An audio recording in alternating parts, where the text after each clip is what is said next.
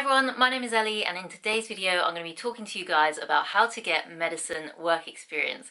So let me just tell you, trying to organise work experience was literally the most stressful and frustrating thing ever, because it was just a cycle of calling up every department in the hospital just to get rejected by all of them, sending off 1,000,001 emails with no response. So it was literally so tedious and so annoying. But due to my persistence and sheer determination to get work experience, I ended up getting 5 different work experience placements in the end. So today I'm going to just share with you my tips on how to get work experience and the little strategies I devised along the way.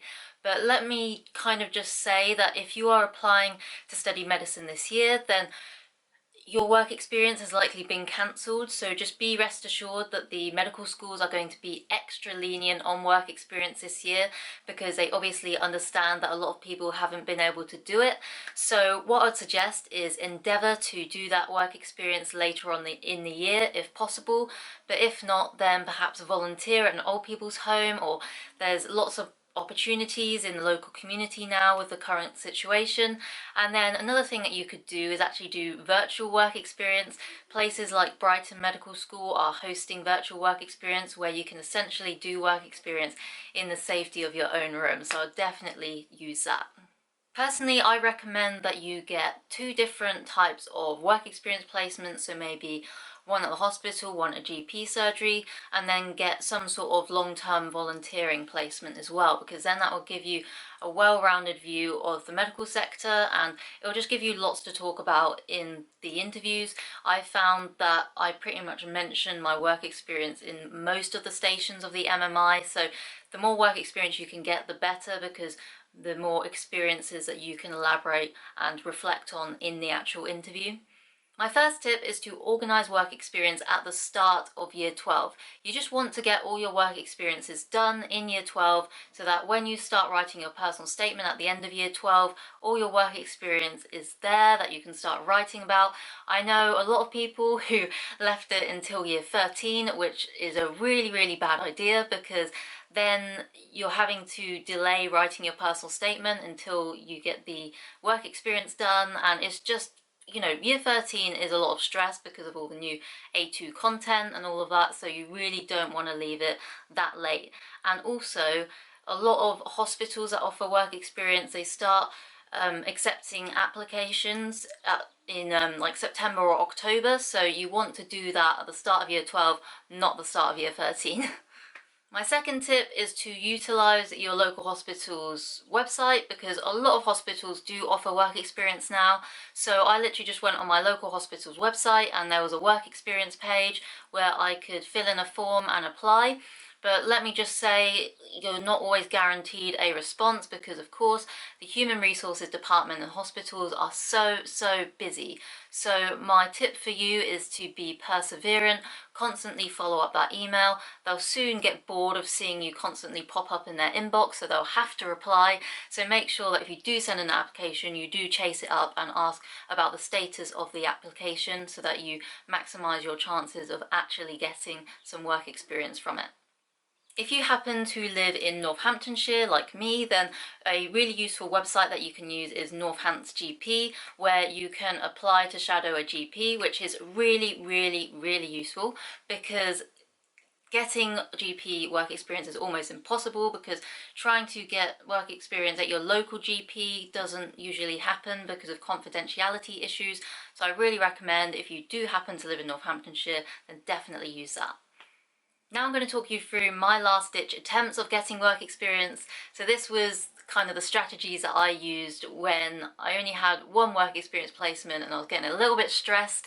So these actually got me work experience. So I definitely recommend talking to people that you know. So if there's medicine applicants in the year above you, then ask them if they have any useful contacts for work experience. I talked to a boy in the year above me, and he actually had a family friend that was a cardiac anaesthetist. So from that, I was able to watch open heart surgery for 2 days. So that was definitely worth it. And if you have any family members or friends that work in the medical sector, then ask them if you can shadow them for a couple days. Definitely do that. And then another thing I'd recommend, this was definitely like desperate Ellie trying to get work experience. I accessed the consultant contact list of my local hospital, which is basically a document which lists all the different consultants that work in that hospital and then their email address. So I chose 10 different consultants. I wrote them an email each, kind of saying, oh, I love the speciality that you're in, can I please shadow you for a day? None of them replied to me except one, and that's how I got my work experience shadowing a kidney doctor, because I basically said in my email that the kidney was my favourite organ. I'd be privileged to shadow him for a day. Please, please, please let me shadow you. And it paid off. So I definitely recommend doing that. Don't always expect to reply. Most people would not reply, but thank goodness that kidney doctor replied to me. Because I knew GP work experience was so hard to come by and barely anyone did it, naturally I wanted to try and get some GP work experience. So what I did was, I knew I couldn't get GP work experience in my local GP due to confidentiality issues, so I ended up looking further afield. So I ended up writing a letter to a GP surgery a few towns over from me. It's probably like a 15-20 minute drive from my house.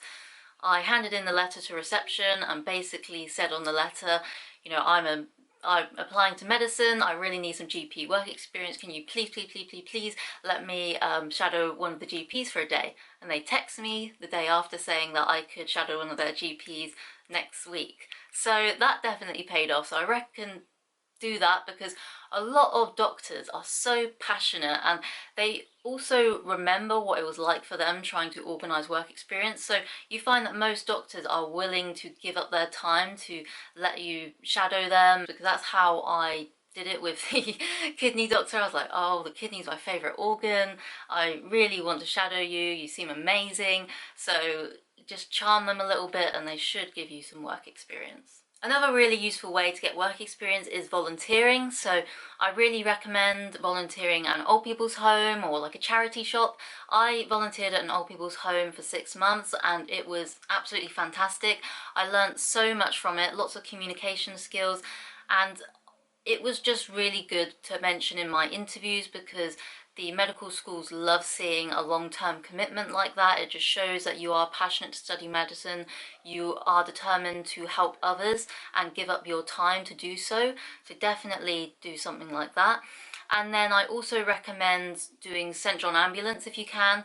Just go on their website and see if there is a unit near you. But it was a couple hours a week and I really enjoyed it because we got to learn first aid, and it was also like a really good community. It was just a couple hours socialising with others, so it was really, really fun. And then we also got to go out on events where we got to perform first aid on members of the public. So it shows that not only are you interested in medicine, but you are competent at practicing certain aspects of medicine like first aid.